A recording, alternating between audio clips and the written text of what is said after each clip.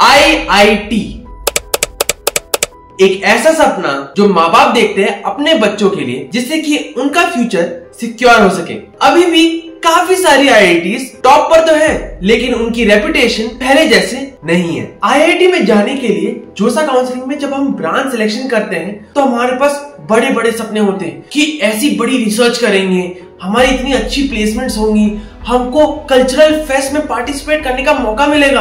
पर जैसे पहले IIT थी अब वैसी नहीं है। और भले ही IIT मद्रास को NIRF 1 रैंकिंग मिली हुई है, पर फिर भी QS वर्ल्ड यूनिवर्सिटी रैंकिंग के हिसाब से IIT मद्रास 77th पोजीशन पर है और IIT बॉम्बे और IIT दिल्ली 45th पोजीशन पर है। हालांकि ग्रेजुएशन के तुरंत बाद स्टूडेंट्स का इंडिया छोड़ने का रेट रिसेंटली कम हुआ है, लेकिन फिर भी स्टूडेंट्स या फिर प्रोफेशनल फैकल्टी सिर्फ यही देखती है, एडवांस्ड रिसर्च के मौके, बेटर फंडिंग या फिर बेटर कॉम्पनसेशन पैकेजेस। और जैसे जैसे नए IITs डेवलप हो रहे हैं उनमें रिसोर्सेज लाना काफी डिफिकल्ट हो गया है, भले वो फैकल्टी हो या इंफ्रास्ट्रक्चर। और जब आप बाहर के देशों में देखो तो global universities usually multi disciplinary learning को अडेप्ट करती है, जिससे कि स्टूडेंट्स को ये आजादी मिलती है कि वो इंजीनियरिंग के सब्जेक्ट्स को ह्यूमैनिटीज, सोशल साइंसेज और मैनेजमेंट के साथ आसानी से जोड़ सके। 2020 से 2021 तक सिर्फ IIT हैदराबाद और IIT मंडी ने अपना टारगेट एनरोलमेंट अचीव किया था और IIT गांधीनगर का सबसे लोएस्ट एनरोलमेंट था। काकोडकर कमेटी रिकमेंडेशन के हिसाब से जो एजुकेशन मिनिस्ट्री से एस्टैब्लिश्ड है, उसके हिसाब से जो स्टूडेंट्स और टीचर्स का रेशियो होना चाहिए IITs में, वो होना चाहिए 0.6 PhD ग्रेजुएट्स पर फैकल्टी। सिर्फ IIT इंदौर ने ये रेशियो अचीव किया था और IIT रोपड़ ने 0.15 और IIT जोधपुर ने 0.04 PhD ग्रेजुएट्स पर फैकल्टी अचीव की थी। अभी जब मैं फैकल्टी की बात ही कर रहा हूँ तो सबसे क्रिटिकल फैक्टर है जो IITs को ग्लोबल स्टेज पर नीचे लेकर आता है, वो है फैकल्टी टू स्टूडेंट रेशियो यानी FSR।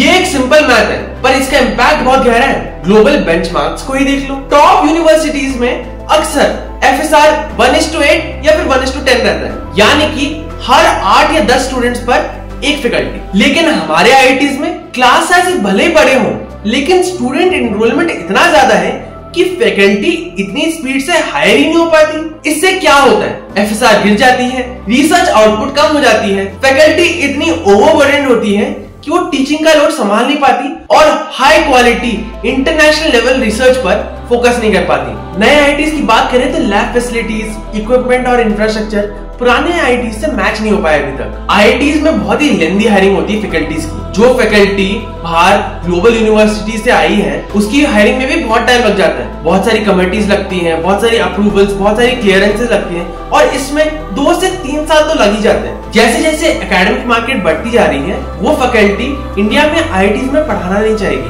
बल्कि वो बाहर के देशों में जैसे USA, यूरोप, कनाडा में पढ़ाना चाहेगी, जिसकी हायरिंग प्रोसेस कुछ ही महीने में हो जाती है। तो उसकी वजह से ये टैलेंट को खोना IIT की रिसर्च प्रोफाइल को काफी इफेक्ट कर सकता है। Poor lab management, research teams के पास काफी टेक्निकल स्टाफ नहीं होती है या फिर पोस्ट डॉक्टरल रिसर्चर्स नहीं होते, जिसकी वजह से प्रोफेसर्स को खुद ही लैब मैनेज करनी पड़ती है। अब बाहर की ग्लोबल यूनिवर्सिटीज में देखोगे तो उनके पास बहुत सारा टेक्निकल और मैनेजरियल सपोर्ट रहता है। जब एक प्रोफेसर को इंटरनेशनल ग्रांट मिलती है कोई भी इंटरनेशनल एजेंसी से जैसे DST, SCRB, पर वो पैसा मिलना और उसे इस्तेमाल करना बहुत परेशानी का काम होता है। इसका कारण ये है कि एडमिनिस्ट्रेटिव पेपरवर्क की वजह से जरूरी अप्रूवल्स देर से आते हैं। इसके चलते फंड्स को खर्च करने में बहुत समय लग जाता है। नए IITs में इंफ्रास्ट्रक्चर डिलेज होते हैं, लैब्स नहीं बन पाती है, रिसर्च फैसिलिटीज नहीं बन पाती है, जिसकी वजह से प्रैक्टिकल एक्सपीरियंस नहीं मिल पाता है स्टूडेंट्स को। IIT भुवनेश्वर में अलॉटेड जमीन नहीं मिल पाई थी,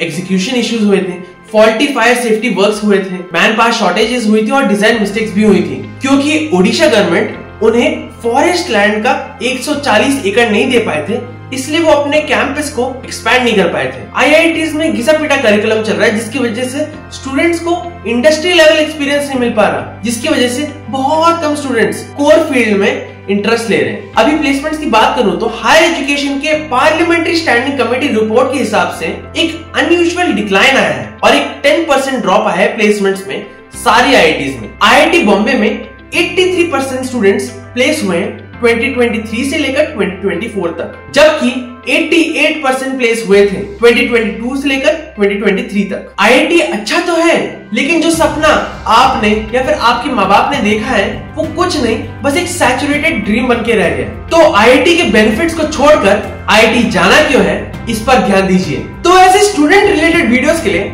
सब्सक्राइब करें। मिलते हैं अगले वीडियो में। Signing off.